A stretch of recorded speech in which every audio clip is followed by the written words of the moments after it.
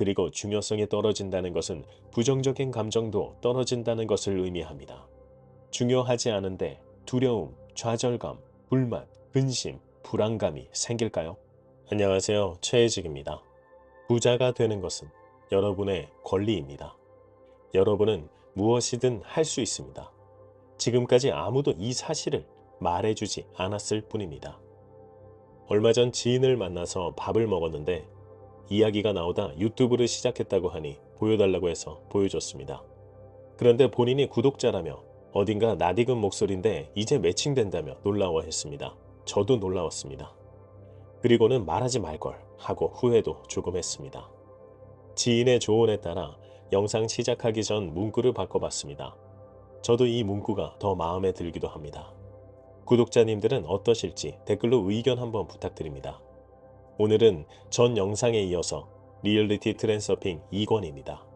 1권이 환경 설정이었다면 2권은 드디어 실전입니다. 어떻게 하면 우리가 생각하는 대로 현실에서 펼쳐질 수 있는지 그 과정을 상세하게 말해줍니다. 오늘의 중요 단어는 의도와 슬라이드입니다. 이 두 단어만 먼저 기억해 주세요. 만약 1권에 대한 영상을 보지 못하신 분이라면 영상을 보신 후에 보시는 걸 추천드립니다. 1권을 보셨다는 가정하에 이 영상을 시작하려 합니다. 그래도 처음 보시는 분들을 위해 아주 짧게 1권에 대해 요약하고 넘어가자면 이렇습니다. 우리는 우리 안에 모든 가능성의 필름을 가지고 있습니다. 이 필름을 단지 선택하기만 하면 된다는 것이 1권의 주요 골자입니다. 필름을 인생 트랙이라고 부릅니다. 선택을 할 때는 영사실에서 필름에 빛을 비춰 영화를 상영하는 것처럼 하면 되는데요. 빛을 낼 수 있는 것은 감정이라고 했습니다. 감사함은 이미 가지고 있음을 내포합니다. 그리고 우리가 필름에, 즉 아직 실현되지 않은 인생 트랙에 뭐가 상영되고 있는지 엿보기라도 하기 위해 마인드무비를 도구로 활용하는 것도 나쁘지 않다고 했습니다. 감사함을 가지고 좋은 인생 트랙을 선택하기만 하면 됩니다. 하지만 선택을 하는 데 있어서 알아두어야 할 배경 지식으로 펜듈럼과 이너 포텐셜, 균형력이 있습니다. 이들 때문에 선택에 방해가 되기 때문에 알아두어야 합니다. 우리가 생각을 할 때는 사념 에너지가 나오는데 여러 사람이 모여 집단적으로 같은 생각을 하게 되면 사념 에너지가 모여 집단 사념체를 형성하고 이를 펜듈럼이라고 합니다. 펜듈럼은 개인의 행복엔 관심이 없는 그저 지지자들의 에너지만을 먹고 사는 집단 에너지체입니다. 지지자가 없으면 펜듈럼도 사라집니다. 고대 문자나 고대 종교같이요. 각 집단 내부의 개인들이 특정 이념에 대한 에너지를 공급하면서 더 큰 펜듈럼을 만들어냅니다. 중요한 것은 이러한 집단적 에너지가 개인의 생각과 행동을 어떻게 영향을 미칠 수 있는지 이해하는 것입니다. 이는 우리가 어떤 이념적 집단에 속하든 그 집단의 펜듈럼에 의해 우리의 생각과 행동이 일정 부분 지배될 수 있음을 의미합니다. 펜듈럼이 좋아하는 에너지는 두려움과 갈등에서 나오는 감정 에너지입니다. 그 에너지를 먹으며 점점 거대해집니다. 정치적 이념에서 오는 갈등 에너지와 언론에서 나오는 살인사건이나 자연재해 등을 생각해 보시면 이해하기 쉬울 수 있습니다. 이 펜듈럼이 우리의 에너지를 먹기 위해 우리를 조종하고 있기 때문에 우리가 우리의 당연한 권리인 우리의 인생 트랙을 선택하기가 힘들어진다는 겁니다. 펜듈럼은 어디에서나 작동하기 때문에 있음을 받아들이고 두려움과 갈등 대신 긍정적인 에너지로 회피가 가능합니다. 잉여 포텐셜과 균형력은 함께 작용합니다. 우리가 부정적인 생각을 하게 되면 부정적인 감정이 일으켜지고 이는 잉여 포텐셜을 만듭니다. 그럼 갑자기 생겨난 저 에너지체를 없애기 위해 균형력이 작동합니다. 균형력은 펜듈럼과 마찬가지로 개인의 행복은 관심 없습니다. 그저 갑자기 생겨난 저 에너지체를 가장 적은 에너지를 써서 없애는 데에만 관심이 있습니다. 절벽을 예로 들었죠. 절벽 끝에 서 있으면 두려워지죠. 두려움이 잉여 포텐셜을 만들었습니다. 균형력이 등장하여 잉여 포텐셜을 없애려 합니다. 균형력이 할 수 있는 일은 두 가지입니다. 절벽에서 벗어나도록 하거나 절벽에서 밀어버리거나죠. 만약 최소한의 에너지를 쓰는 것이 밀어버리는 거라면 끔찍하죠. 그리고 부정적인 감정으로 생겨난 잉여 포텐셜을 없애는데 최소한의 에너지를 쓰는 방법은 부정적인 감정에 더 힘을 싣는 방법입니다. 부정적인 감정을 상쇄할 만큼의 긍정적인 감정을 만드는 에너지보다 부정적인 감정에 힘을 싣는 게 더 쉬우니까요. 우리 삶에서 잉여 포텐셜은 이럴 때 가장 많이 일어납니다. 조건부 확신이죠. 뭐뭐만 되면 다 잘 풀릴 거야. 뭐뭐만 되면 월 1억을 벌 수 있어. 등입니다. 조건을 다는 것 자체가 없음을 의미하므로 없음에서 나오는 의심이 두려움을 만들고 이 두려움은 잉여 포텐셜을 만들어 절대로 우리가 원하는 것을 얻지 못하게 만들어 버립니다. 펜듈럼이 하는 것과 마찬가지로 잉여 포텐셜과 균형력도 우리가 인생 트랙을 선택하는 것을 방해하는 거죠. 자, 이제 1권 요약이 끝났고 제대로 2권을 시작하겠습니다. 2권은 앞서 말씀드린 것과 같이 의도와 슬라이드 이 두 단어만 기억해 주시면서 들어주시면 좋습니다. 먼저 의도부터 시작하겠습니다. 의도는 무엇일까요? 사전적 정의는 무엇을 하고자 하는 생각이나 계획 또는 무엇을 하려고 꾀함입니다. 그럼 생각의 정의는 뭘까요? 사물을 헤아리고 판단하는 작용, 어떤 사람이나 일 따위에 대한 기억, 어떤 일을 하고 싶어 하거나 관심을 가짐 또는 그런 일입니다. 두 단어가 유사한 것 같으면서도 완전히 다릅니다. 왜일까요? 생각은 단순 기억이나 판단, 하고 싶어 하는 일입니다. 반면에 의도는 무엇을 하고자 하느니 들어갑니다. 의도는 행동이 포함되어 있음을 뜻하기 때문입니다. 법정에서도 생각만 한 것은 죄가 아닙니다. 의도가 있었다면 죄가 될 수 있습니다. 훔칠 생각이 있었는데 훔치지 않았다면 죄가 아니죠. 아무것도 일어나지 않았으니까요. 훔칠 의도로 사전에 계획을 했고 실행에 옮겼는데 실패했다면 의도가 있었기 때문에 미수가 되죠. 미수는 죄를 범하려고 착수하였으나 목적을 이루지 못한 것을 말합니다. 한마디로 의도는 행동을 포함하고 있습니다. 책에서는 의도가 두 가지 있다고 합니다. 내부 의도와 외부 의도인데요. 내부 의도는 우리가 목표를 이루고자 하는 욕망과 목표를 이룰 거라는 믿음, 그리고 행동이 결합된 것이며 우리가 흔히 쓸 수 있는 능력입니다. 외부 의도는 차차 말씀드리기로 하고 내부 의도부터 살펴보죠. 내부 의도를 책에서 정의한 내용도 좋아 보입니다. 목표를 이루고자 하는 욕망과 믿음, 그리고 행동이니까요. 하지만 책에서는 이 어려운 것 하지 말라고 합니다. 이게 대체 무슨 소리야? 당연히 우리가 세상을 살아가는 데 있어서 성공하려면 도전하고 행동하고 어려움도 알고 해야 되는 거 아니야? 라고 생각하실 수 있습니다. 저도 그랬습니다. 저자는 100% 아니라고 합니다. 그것은 펜듈럼이 우리에게 우리의 에너지를 뽑아먹기 위해 만든 것이라고 합니다. 무슨 소리인지 감이 잘 안 오시죠? 왜냐하면 펜듈럼의 존재에 대해 생각을 해본 적이 없으니까요. 그리고 그 존재가 있다고 느낀다 하더라도 이미 우리는 그렇게 교육을 받고 자라왔으니까요.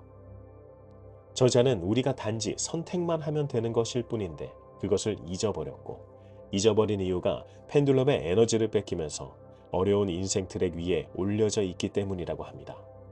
사람은 자신의 분수를 알아야 한다는 말 들어보셨죠? 들으면 너무나 당연하고 맞는 말 같은데요. 이게 안타깝지만 학습의 결과입니다. 다시 생각해 보세요. 누군가 우리를 한정지어 놓으려 하는 말로 보이진 않으세요? 자신의 분수라는 것이 누가 지은 거죠? 자기계발 서적을 한 번이라도 읽어보신 분이라면 바로 아실 겁니다. 그 한정을 지은 것도 본인 스스로입니다. 본인 스스로 그렇게 생각하게끔 만든 말이라는 겁니다. 그럼 펜듈럼 입장에서 한번 생각해 보면요.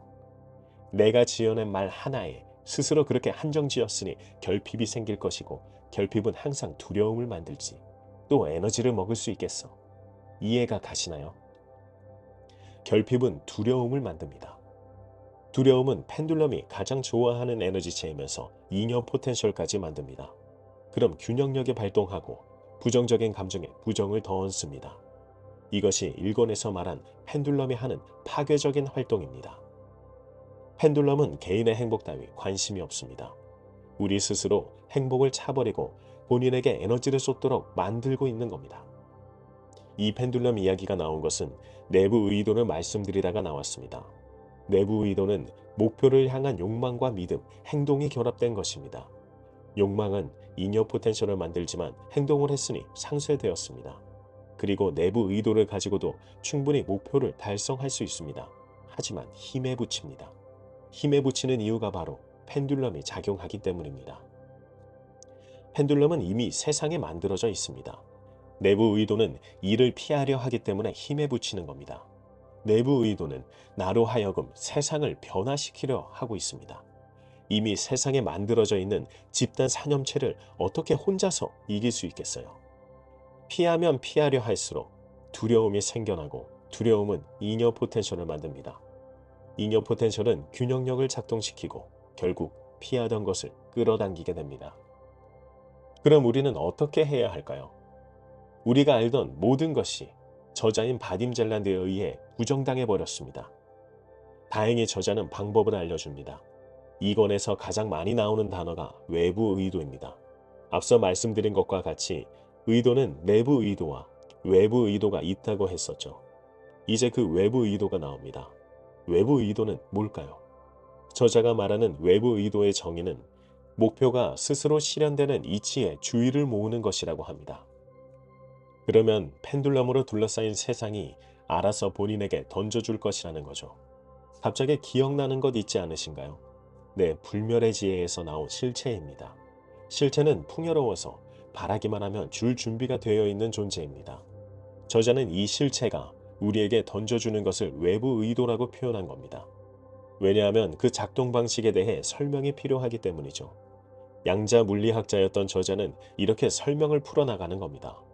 자, 그럼 외부 의도의 작동 방식은 뭘까요?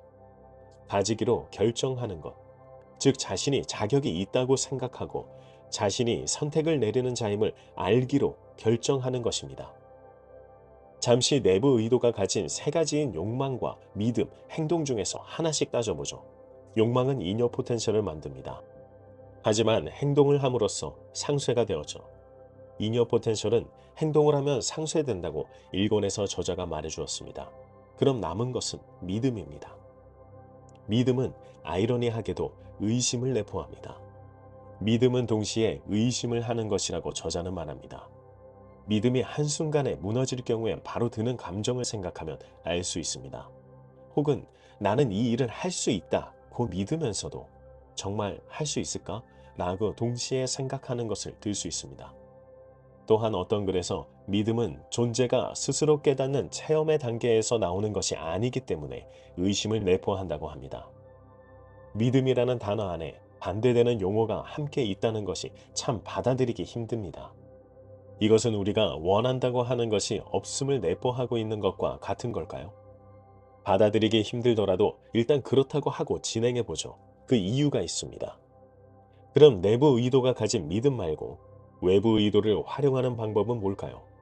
그것은 믿음을 넘는 암이라는 겁니다. 갑자기 또 암은 뭐냐? 하나씩 같이 생각해보죠. 1 더하기 1은 2라는 것은 누구나 아는 지식입니다. 거기에서 1 더하기 1이 2가 아니고 3이라는 의심은 누구도 할 수 없습니다. 그렇죠? 그럼 의심을 내포하고 있는 믿음을 이기는 것은 지식이라고 할 수 있습니다. 지식은 알고 있는 것이죠. 즉, 암입니다. 외부 의도는 암으로 이루어집니다.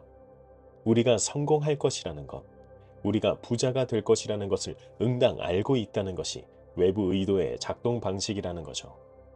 그런데 이 암은 마음과 영혼의 일치에서 나온다는 겁니다.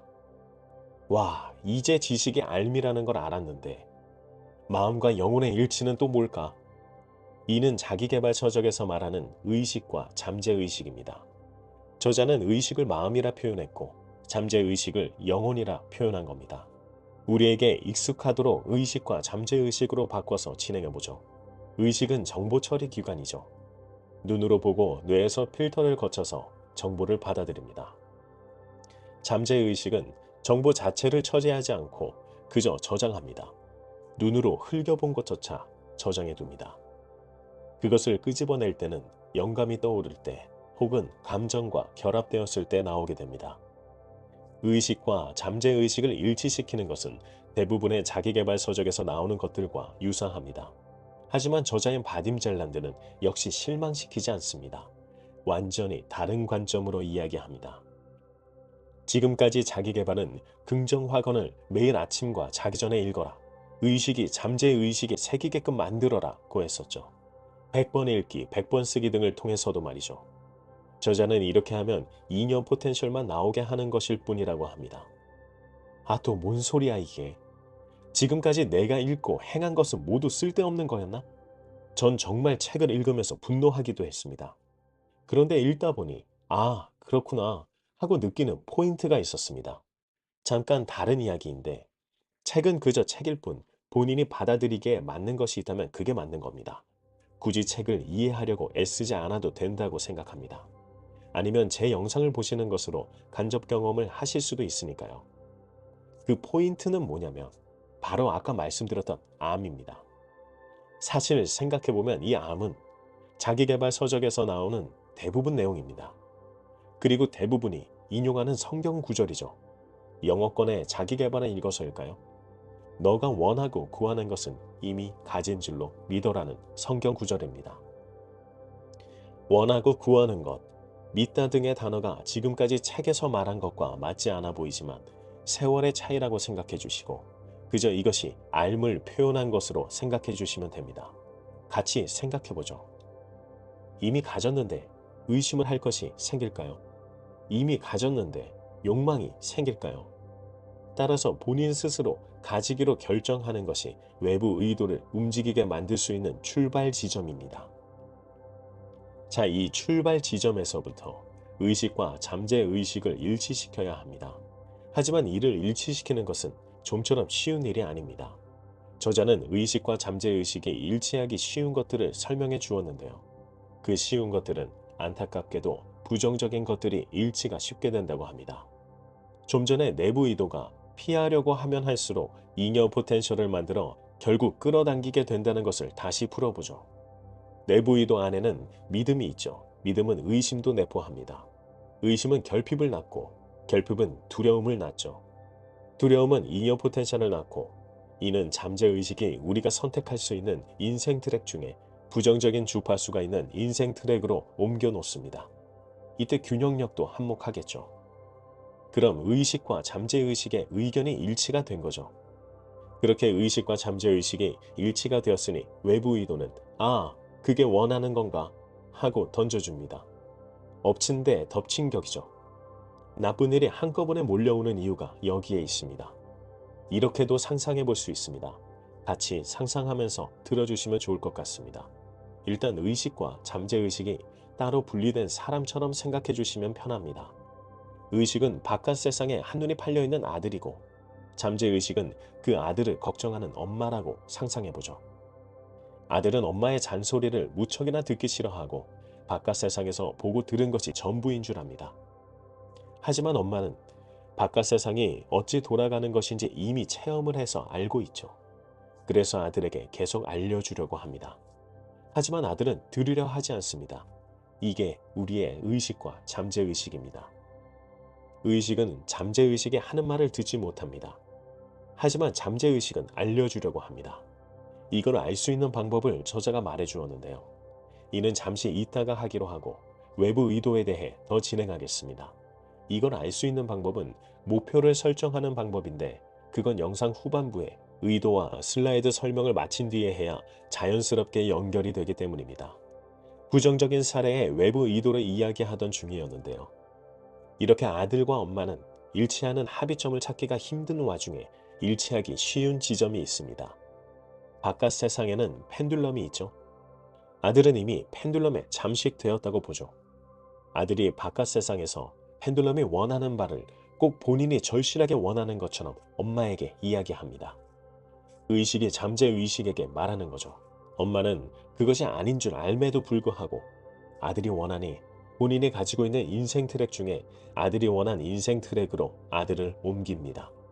사실 펜듈럼이 원한 인생 트랙이죠. 이렇게 엄마와 아들이 합의점을 일치시켰습니다. 이제 외부 의도가 등장합니다.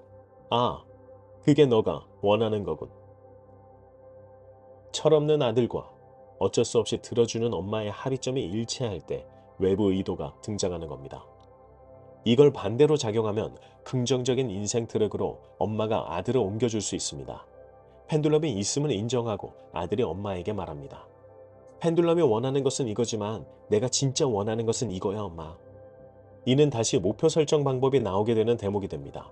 목표 설정 방법은 잠시 뒤로 미루고 외부 의도를 계속하겠습니다. 외부 의도는 알민, 이미 가졌음을 인식하는 것에서 출발하는 건데요.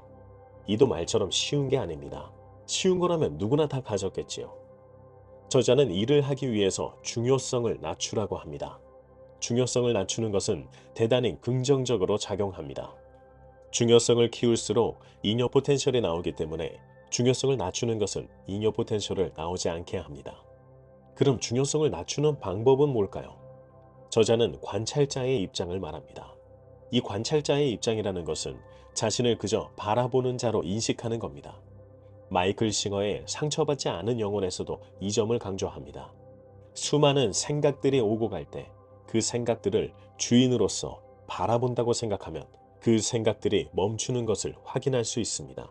안녕이라고 하는 것과 같죠. 이렇게 관찰자의 입장이 되고 자신을 빌려주는 입장이 되면 중요성을 낮출 수 있습니다.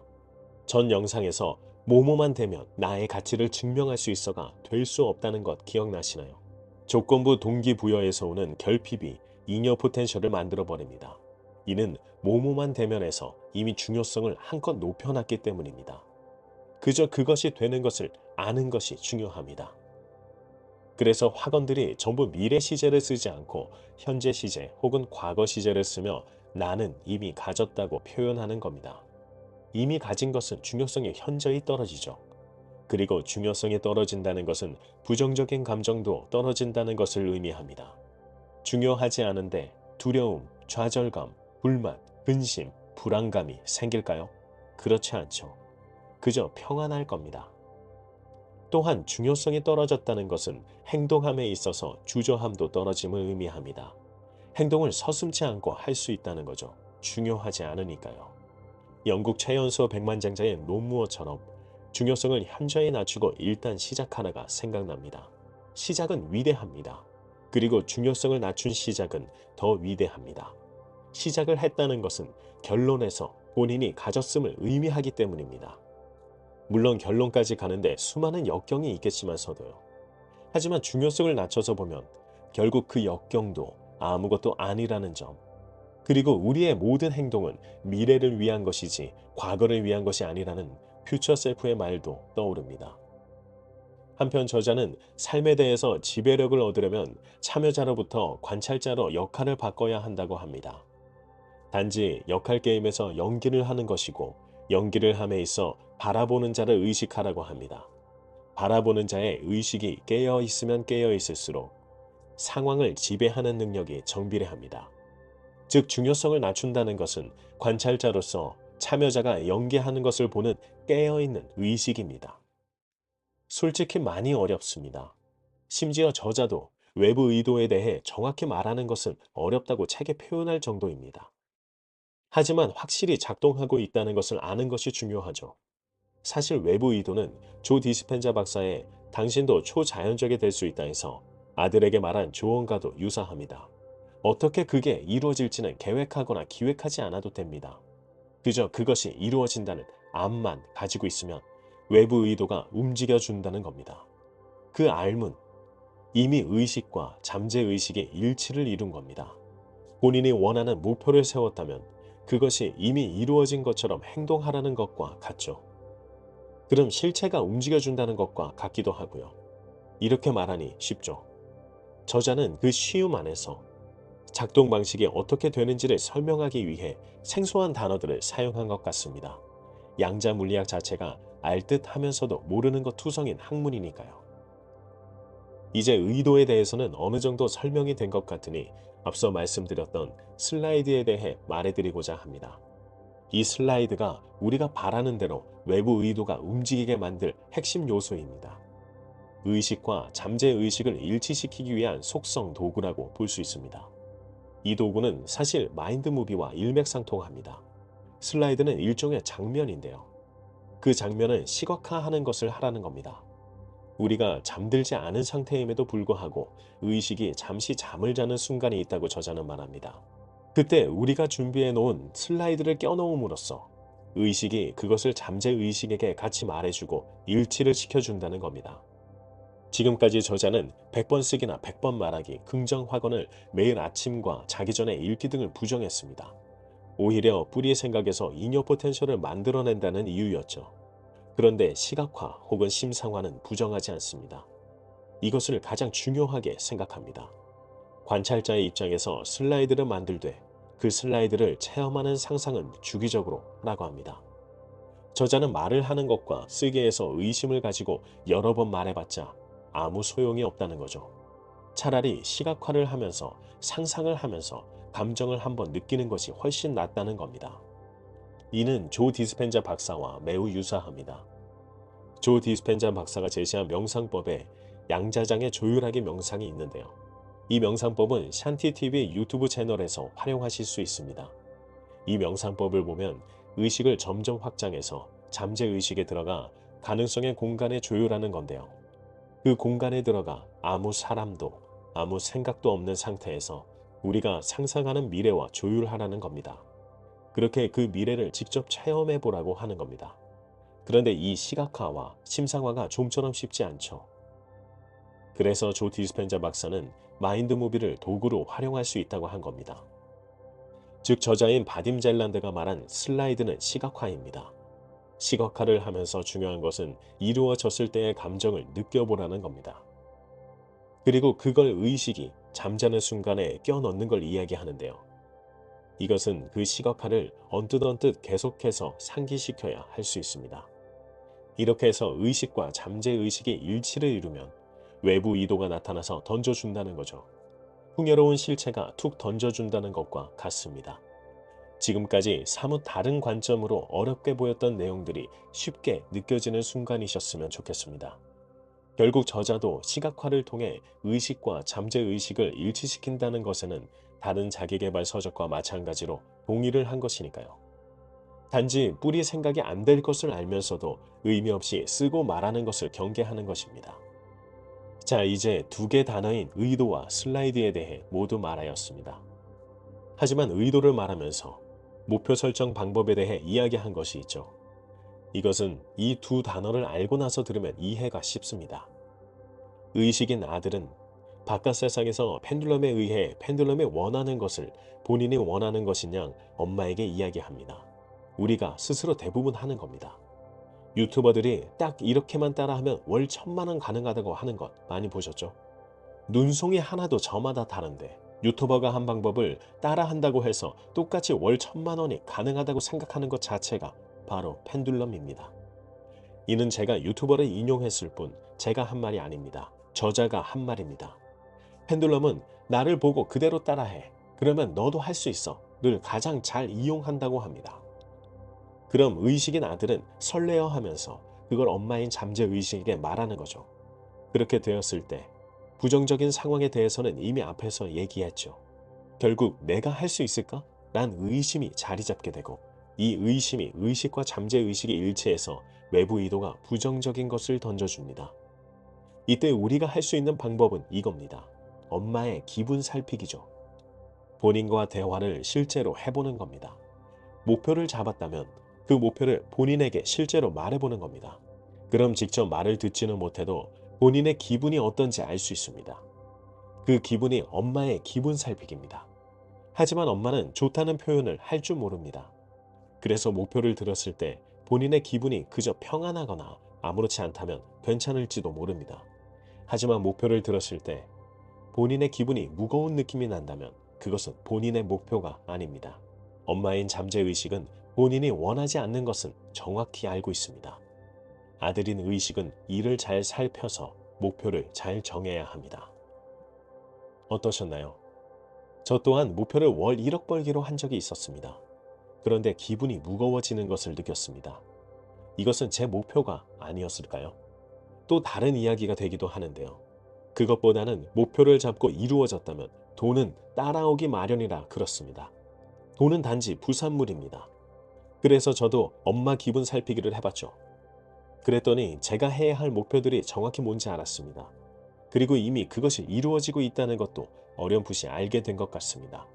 아마 이건 시간을 좀 주면 더 자세히 알 수 있게 되겠죠. 여러분도 저도 지금 충분히 잘하고 있습니다. 지금 힘든 것은 순간일 뿐입니다. 자신을 믿고 자신이 그렇게 됨을 아는 것으로 출발해서 의심을 넘어서 버리세요. 그리고 그곳에서 우리가 만나면 정말 기쁠 것 같습니다. 다음 편은 그리스도의 편지입니다. 리얼리티 트랜서핑에 완전히 빠져서 사실 그리스도의 편지는 사놓고는 읽지도 못했습니다. 이제 또 읽으려 하니 설레네요. 성장을 위한 마음 산책, 전생치유 그리고 기통 또한 구매해 놓았습니다. 아마도 그리스도의 편지 다음으로 하지 않을까 생각합니다. 조금만 기다려주세요. 그리고 많이 기대해주세요.